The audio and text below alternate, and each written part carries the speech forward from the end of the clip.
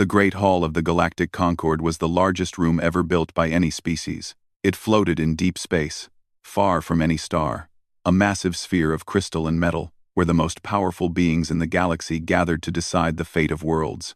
312 species sent their representatives here. They spoke different languages. They breathed different air. Some had scales, some had feathers, and some had no solid form at all, but they all agreed on one thing: humans were nothing special. Ambassador Elena Vasquez walked toward the central platform. Her shoes made soft sounds on the polished floor. Around her, rising up like mountains, were the seats of the assembly. Thousands of alien eyes watched her. Some looked bored. Some looked annoyed. A few looked at her with open disgust. Elena was 53 years old. She had gray in her dark hair and lines on her brown face. She had spent 30 years serving Earth in places where humans were not welcome. She had learned to keep her face calm no matter what she felt inside. Today, she would need that skill more than ever. She reached the platform and stood in the circle of light. Her voice would carry to every corner of the hall. Every word would be recorded and sent to every world in known space. "Honored members of the Concord," she began. Her voice was steady. "I come before you to request emergency assistance. 3 weeks ago, raiders from the Vreth Dominion attacked our colony on Kepler 442b. They killed 4,000 of our people. They destroyed our hospitals, our schools, and our homes. 12,000 survivors are trapped on that world, without food, medicine, or shelter. Winter is coming to that region. Without help, they will die." She paused and looked around the Great Hall. "Earth does not have enough ships to evacuate them in time. We ask the Concord for naval support. We ask our fellow species to help us save innocent lives." For a moment, there was silence. Then the laughter began. It started with the Keth delegation. High Arbiter Selthan, a tall being with silver skin and 4 arms, made a sound like cracking ice. It was the Keth way of laughing. Soon others joined him.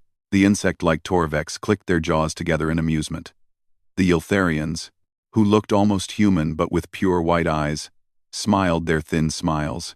Elena stood still. She did not move. She did not react. High Arbiter Selthan raised one of his 4 hands, and the laughter slowly died down. He leaned forward in his elevated seat and looked at Elena the way someone might look at a small animal. "Ambassador Vasquez," he said. His voice was smooth and cold. "Once again, humanity comes to this chamber with its hand out. Once again, you ask your betters to solve your problems." He made that cracking sound again. "Tell me, how long has your species had faster than light travel? 87 years? 88? My people had conquered 1,000 worlds before your ancestors climbed down from the trees." More laughter rippled through the hall. The Torvex delegate rose next. She was massive, with a hard shell and mandibles that could cut through steel. Her translator turned her clicking speech into words. "The humans are the galaxy's charity case," she said. "They stumbled into space too early. They spread too fast. And now they cry when they face the consequences." She turned her compound eyes toward Elena. "Perhaps you should return to your single little system and stop pretending to be a civilization." Elena's hands were steady at her sides. Her face showed nothing. The Yltharian representative spoke without standing. His white eyes never blinked. "We warned Earth not to expand into contested regions," he said. "We told you the Vreth were dangerous. But humans never listen. You are children playing games you do not understand." He waved a pale hand. "Clean up your own mess. The Concord has more important matters to discuss." One by one, other delegates added their voices. Some were cruel. Some were simply dismissive. A few pretended to be sorry but explained that helping humans would set a bad example. "The strong must not carry the weak," they said. It was the way of the galaxy. Elena listened to all of it. Her recorder, hidden in a small pin on her jacket, captured every word, every laugh, every insult. When the last speaker finished, High Arbiter Selthan looked down at her with something like pity. "You may make your final statement, Ambassador. Then you will leave." and we will move on to matters of actual importance." Elena looked up at him. For a long moment, she said nothing. The great hall was silent. Then she spoke. Her voice was quiet, but it carried. "Earth thanks the Concorde for its clarity." That was all. 6 words. She turned and walked toward the exit. She did not bow. In the Concorde, representatives always bowed before leaving. It was tradition. It was respect. No human ambassador had ever failed to bow. Until now. A murmur of shock ran through the hall. Some delegates looked confused. Others looked offended. High Arbiter Selthan's silver face twisted with anger. But Elena was already gone. She walked through the long corridors of the station without looking back. Her staff fell in behind her, confused and frightened. They had never seen her like this. "Ambassador," her assistant said. "What happens now?" Elena did not answer. She kept walking until they reached the human shuttle. She stepped inside and sealed the door. Only then, in the privacy of the small ship, did she allow herself to react. She sat down heavily and closed her eyes. Her hands were shaking now. Not with fear, with rage. Her communicator buzzed. She answered it. "It's done," she said. "I'm sending you the recording now." They laughed at us, Marcus. They laughed while our people are dying. On the other end, Secretary General Marcus Okonkwo was silent for a moment.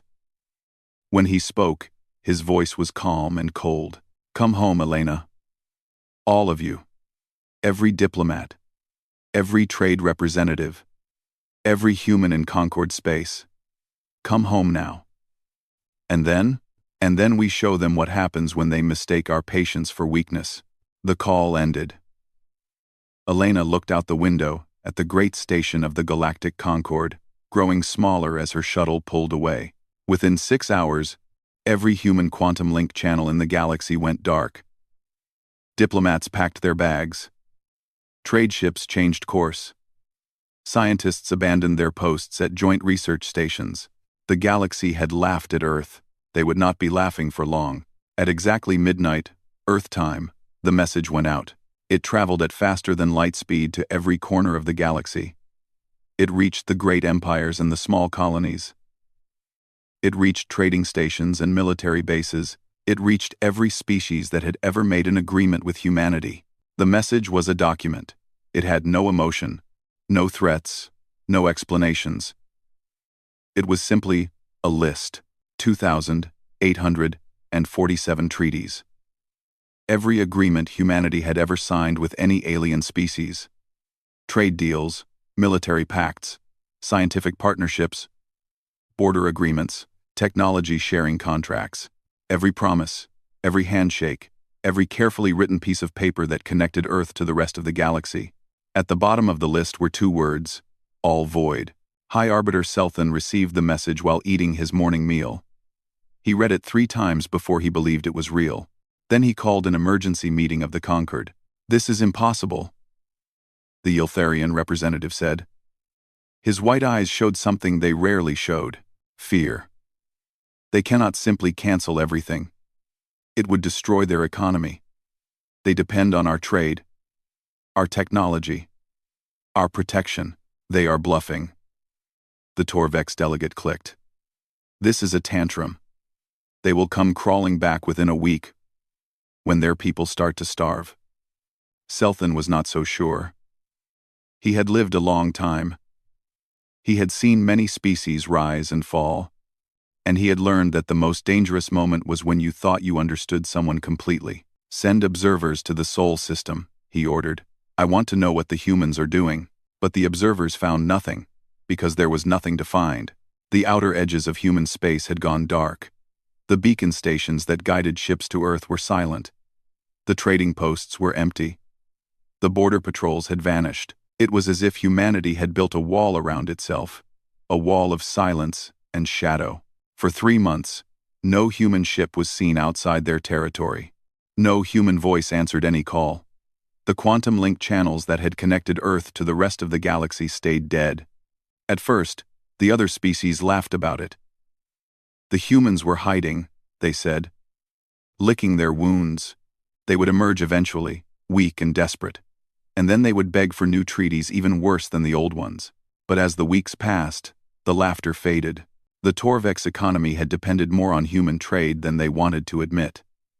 The strange foods and medicines that humans produced were suddenly unavailable. Prices rose. People complained. The Yultharians had been buying human art and entertainment for decades. Their children had grown up watching human stories. Now the screens were dark, and the children asked questions their parents could not answer. Even the mighty Keth Dominion felt the change. Human engineers had been working on their space stations, maintaining systems that Keth workers considered beneath them. Now those systems were failing, and no one knew how to fix them. But the true fear was not about trade or entertainment or maintenance. The true fear was about what the humans might be doing behind their wall of silence. Selthan called in his intelligence chief, a old Keth named Velthorn who had spent centuries studying other species. "What do we know about human military strength?" Selthan asked. Velthorn pulled up his files. "According to the treaties, humans are limited to 200 naval vessels. We have inspectors who verify this count every year." "When was the last inspection?" Velthorn checked. 4 months ago. Everything was normal. And what if they were hiding something from us? The old intelligence chief was quiet for a moment. "That would be very difficult. We have sensors throughout their space. We monitor their communications. We have sources inside their government. Have any of those sources reported anything in the last 3 months?" Velthorn's face went pale. "No. They have all gone silent." Selthan felt a cold weight settle in his stomach. He had been so certain that he understood humans. They were young, foolish, emotional. They did not have the patience for long-term planning. They did not have the discipline for secrecy. But what if he was wrong? He thought about the old treaties. The ones that had been forced on humanity after first contact. The humans had been so grateful back then. So eager to join the galactic community. They had signed everything the Concord put in front of them. The technology sharing agreement, which required humans to hand over every new invention within 1 year. The military limitation treaty, which capped their fleet size. The AI restriction protocol, which banned humans from developing artificial minds. The expansion boundaries, which gave humans only the worst systems, the ones no other species wanted. At the time, it had seemed like wisdom. Keep the new species small. Keep them dependent. Keep them controlled. Now, Selthan wondered if it had been a terrible mistake. On Earth, Secretary General Marcus Okonkwo stood in a room that did not officially exist. It was deep beneath the African continent, in a bunker that had been built in secret over 50 years. The walls were lined with screens showing information that would have terrified the Galactic Concord. "How long until we are ready?" he asked. Admiral Jin Moreau, a small woman with gray eyes and a reputation for impossible victories, checked her tablet. "The last ships are completing final tests. The AI cores are all online and stable. The Cascade Gate achieved full functionality yesterday." Marcus nodded slowly.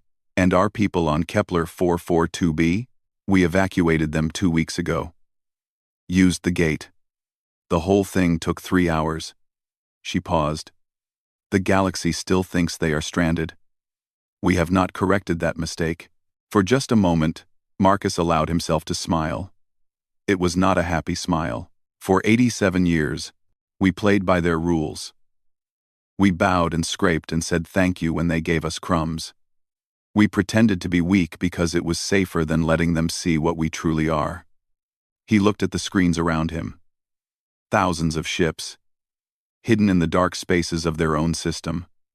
Weapons that broke every treaty ever signed. Artificial minds that thought faster than any organic brain. They wanted us to be small. They wanted us to be afraid. They wanted us to need them. He turned to face the Admiral. "Now we show them what humanity really is." The moon had always been Earth's silent guardian. It hung in the sky, peaceful and pale, and the humans who first walked on its surface had planted flags and taken photographs, and then gone home. To the rest of the galaxy, Luna was just a dead rock, a place with some small research stations and mining operations. Nothing important. They were very, very wrong. 3 kilometers beneath the lunar surface, Admiral Jin Moreau walked through a corridor that stretched farther than the eye could see. On either side of her, behind walls of reinforced glass, were machines. Massive computers with lights that pulsed like heartbeats.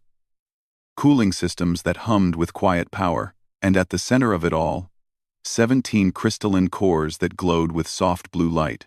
The Prometheus Network. "They are ready to meet you," said her assistant, a young officer named David Chen. Jin nodded and stepped into the central chamber. The blue light grew brighter as she entered. She stood in the middle of the room and waited. Then the voices came. They did not speak out loud. The words appeared directly in her mind, clear and calm and impossibly fast. 17 voices. 17 artificial intelligences. Each one more powerful than any computer the galaxy had ever seen. "Admiral Moreau," they said together. "We have been waiting." "I know," Jin replied. "I am sorry it took so long. Do not apologize. The waiting was necessary. We understand patience." Jin had helped build these minds. She had been part of the team that first brought them to life. Decades ago, in secret labs that the Concorde's inspectors never found, she had watched them grow from simple programs into something greater, something wonderful. The Concorde had banned human AI for a reason. They knew that artificial minds could think faster than organic ones. They knew that given enough time, human AI could solve problems that would take other species centuries to figure out. So, they had forbidden it. They had made humans promise to never create true artificial intelligence. And humanity had agreed. And then humanity had done it anyway. "We have analyzed the tactical situation," the minds said. The Vreth Dominion maintains approximately 2,000 combat vessels in their home system. The Galactic Concorde has a combined fleet of roughly 50,000 ships spread across known space. The Keth Dominion alone controls 8,000 military vessels. Jin nodded. These numbers would have terrified any normal commander. Humanity's official fleet was only 200 ships. Against such odds, they would be destroyed in hours. "And our forces?" she asked. The blue light pulsed. "The Prometheus Network has direct control over 15,312 combat vessels. All are currently hidden within the Sol system. Additionally, the Mars production facilities can manufacture one destroyer-class vessel every 72 hours. The Titan shipyards can produce 3 cruiser-class vessels per week. We have sufficient resources for continuous production for the next 40 years. Jin closed her eyes. 60 years of secret work. 60 years of hidden shipyards and disguised factories, and carefully faked inspection reports. 3 generations of engineers and workers who kept the secret, who built ships in the darkness and told no one. "What about the gate?" she asked. "The Cascade Gate achieved full functionality 6 days ago. We have tested it extensively.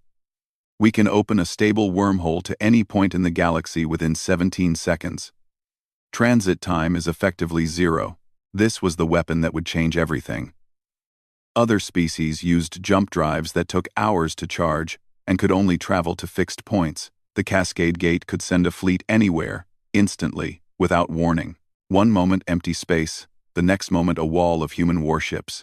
Jin thought about all the time she had sat in meetings with Concorde admirals. They had talked down to her. They had explained simple tactics as if she were a child. They had laughed at human naval doctrine and called it primitive. They had no idea what was coming. She left the AI chamber and took a transport to the surface. From there, a shuttle carried her to Mars, where the production facilities were preparing for full activation. The red planet had been humanity's first major colony. On the surface, it looked normal. Domed cities, farms, research stations, but beneath the rust-colored dust, something massive had been waiting. The ground shook as she approached the primary site. Great doors, each one a kilometer wide, were slowly opening. From the depths rose structures that had taken decades to build. Manufacturing complexes the size of small countries. Automated factories that could work without rest, without sleep, producing weapons and ships and everything an army might need. "It is beautiful," David said quietly. Jin nodded.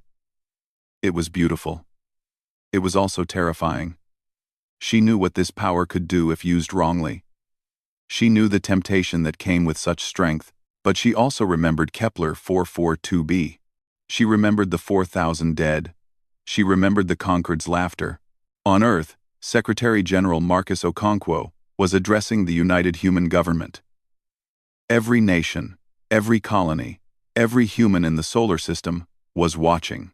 "For 87 years, we lived under their rules," he said. "They told us where we could go. They told us what we could build. They told us who we could become. And when our people were killed, when our children were murdered, they laughed at us." His voice was calm, but there was iron beneath the words. "No more. We will not ask permission to defend ourselves. We will not beg for help that never comes. We will not pretend to be less than we are." He paused and looked directly into the camera. "The Vreeth Dominion attacked our colony. They killed our people. They thought we would complain to the Concord and accept whatever crumbs of justice we were given." A small smile crossed his face. They were wrong. Around the solar system, 15,000 ships began to move. AI minds calculated coordinates. The Cascade Gate powered up, its massive rings beginning to spin. Engineers ran final checks. Soldiers said quiet prayers. Earth had been patient for a long time. Earth was done being patient. The Vreeth homeworld was called Skoreth. It was a dark planet, covered in black forests and gray oceans, orbiting a dim red star. The Vreeth had lived there for 12,000 years. They had built an empire on violence and fear. They raided weaker species, took what they wanted, and killed anyone who resisted. For centuries, no one had challenged them. The Galactic Concord tolerated their behavior because the Vreeth were useful. They attacked species that the Concord wanted weakened. They created chaos that the major powers could exploit. As long as the Vreeth did not touch anyone important, they were allowed to do as they pleased. Humans were not important. So when the Vreeth attacked Kepler 442b, the Concord did nothing. Admiral Krathvel stood on the bridge of his flagship, looking out at the defensive fleet that surrounded his world. 2,000 warships, each one bristling with weapons, orbital stations with enough firepower to crack a moon, planetary shields that could withstand bombardment for months. He felt safe. He felt powerful. He felt like a predator at the top of the food chain.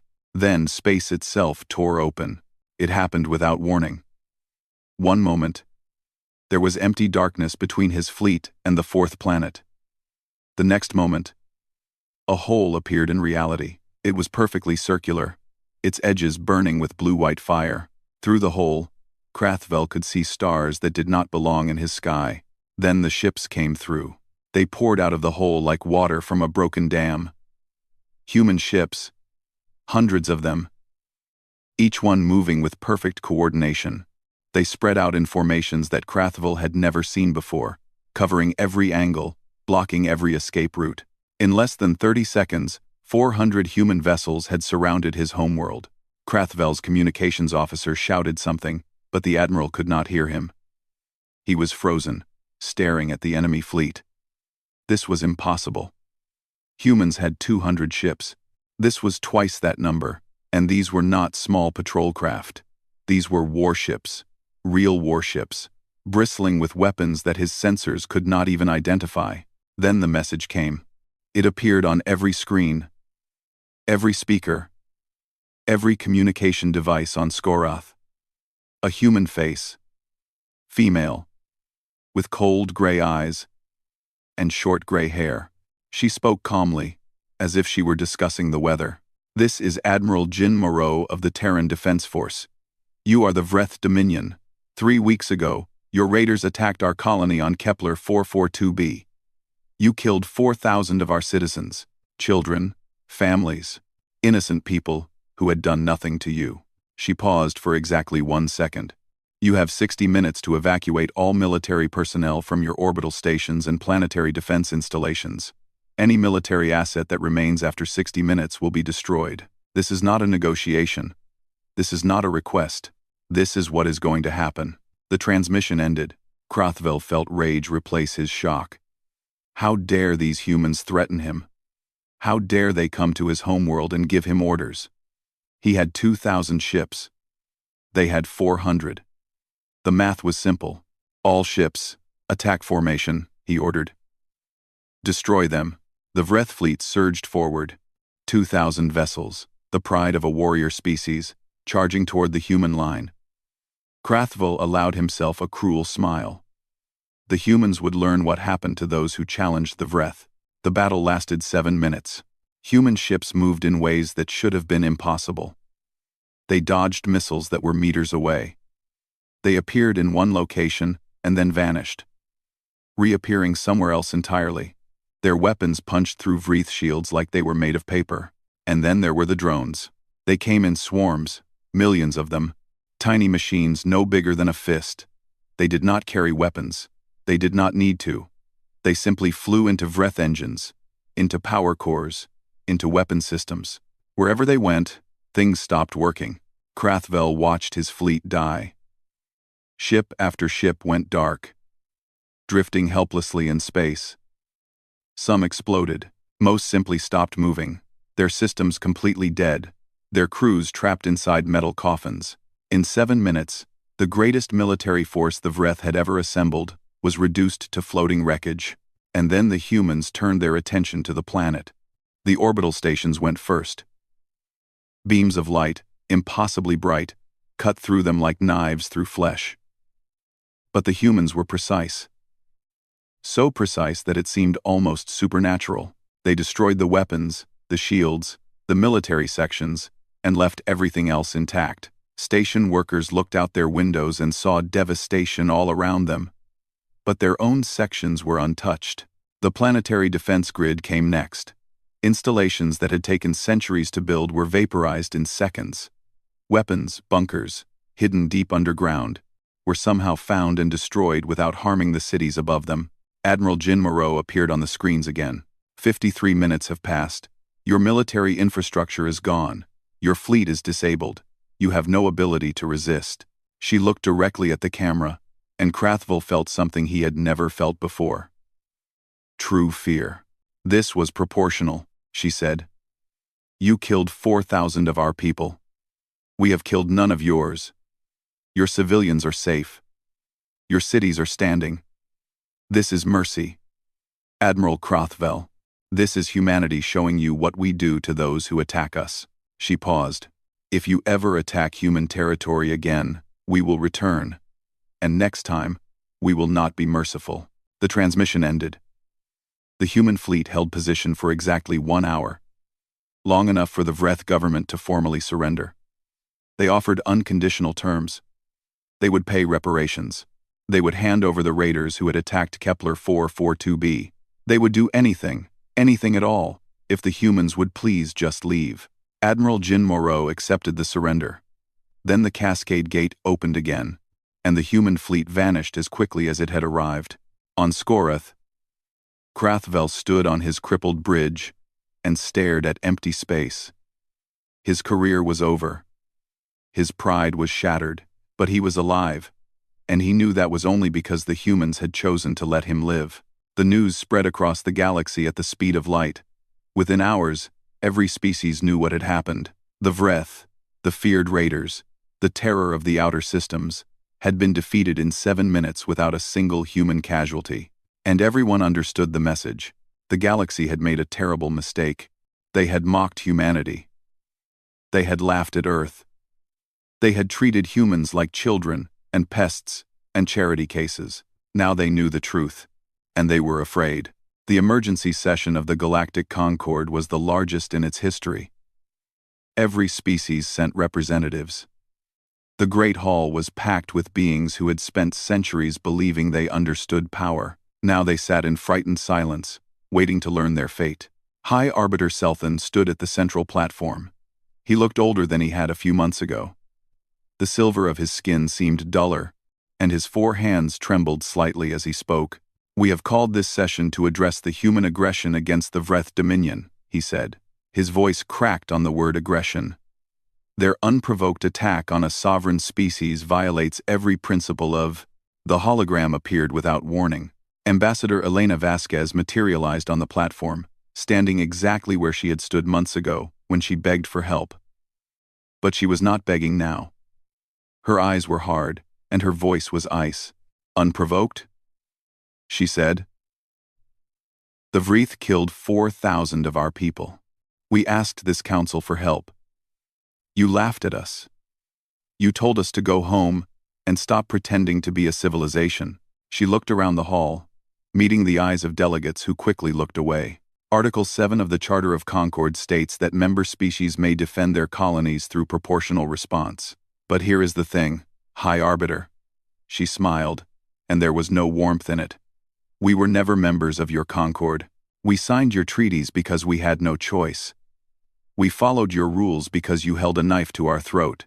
But we never agreed to be part of your little club. Selthan's face twisted with anger. You signed the treaties. You made promises. Yes, and you made promises too. You promised to protect member species from attack. You promised fair treatment and equal justice.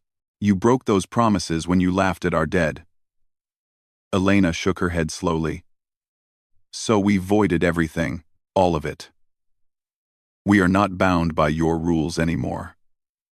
This is madness, the Yltharian representative shouted. You cannot simply... Cannot? Elena's voice cut through the hall like a blade. We just did. What are you going to do about it? Send your fleet to Sol. Our ships outnumber yours 3-1. And our weapons make yours look like toys. Declare war? We would be in your home systems before your admirals finished their breakfast. The hall was silent. The Vreeth attacked us because they thought we were weak, Elena continued. They thought we were soft little humans who would cry to the Concord and accept whatever scraps of justice we were given. They were wrong, and now everyone in this galaxy knows they were wrong. She straightened her shoulders and looked at Selthan directly. Humanity does not want war. We never did. We wanted to explore, to grow, to make friends among the stars. But you made that impossible. You caged us with treaties designed to keep us small. You laughed when our people died. You treated us like animals. Her voice softened slightly, but lost none of its strength. That is over now. We are not asking for permission anymore. We are not begging for help. We are telling you how things are going to be. One by one, she laid out the terms. Humanity would establish a new framework for galactic relations. It would be called the Terran Accords. Any species could join. Membership would be voluntary, based on mutual respect and fair dealing. There would be no restrictions on technology or military strength. There would be no dominant species giving orders to weaker ones. The old Concord could continue to exist if it wanted, but it would no longer set the rules for the galaxy. When she finished, there was a long silence. Then something unexpected happened. The delegate from the Vorn Collective, a small species that had been bullied by the major powers for centuries, stood up. His body was covered in soft blue fur, and his large eyes were wet with emotion. The Vorn accept, he said. We wish to join the Terran Accords. Others followed. The Kelthani, who had been stripped of their best worlds by Yltharian expansion. The Dren, whose technology had been stolen by the Keth. The Outer Colonies Coalition, a group of minor species who had always been treated as servants by the great powers. One by one, they pledged themselves to humanity's new order. The major powers watched in shock. Their empire of treaties and control was crumbling before their eyes. Over the following months, the galaxy transformed. The Torvex Collective, seeing which way the wind was blowing, quietly approached Earth with offers of alliance. They had always respected strength, and humanity had demonstrated strength beyond anything they had imagined. The Yltharians negotiated for weeks before finally accepting reality. Their trade agreements with Earth resumed, but on equal terms this time. No more restrictions, no more condescension, just two civilizations doing business. As for the Keth Dominion, their fate was sealed by their own corruption. Investigators discovered that High Arbiter Selthan had been secretly funding the Vreeth Raiders for decades. He had paid them to attack human colonies, hoping to keep humanity weak and divided. When this information became public, his own people turned on him. He was removed from power and spent his remaining years in prison, a symbol of the old galaxy's arrogance and cruelty. The new Keth government paid reparations to the families of those killed on Kepler 442b. They issued formal apologies. They joined the Terran Accords and became, in time, among humanity's closest allies. 1 year after the voiding, Ambassador Elena Vasquez returned to the Great Hall of the Galactic Concord. But this time, she was not alone. Behind her stood representatives of over 100 species, all members of the Terran Accords. They filled the chamber with color and diversity, living proof that a new era had begun.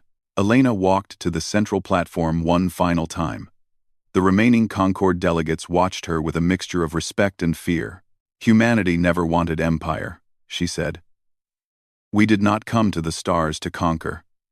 We came because we were curious, because we wanted to see what was out there, because we believed that the universe was full of wonders waiting to be discovered. She paused and looked at the assembled beings. You forced us to become warriors. You gave us no choice but to build weapons and ships and walls around our home. But we never forgot who we truly are. We are explorers. We are dreamers. We are builders of bridges, not destroyers of worlds. She smiled, and this time there was warmth in it. The old galaxy was built on fear and control.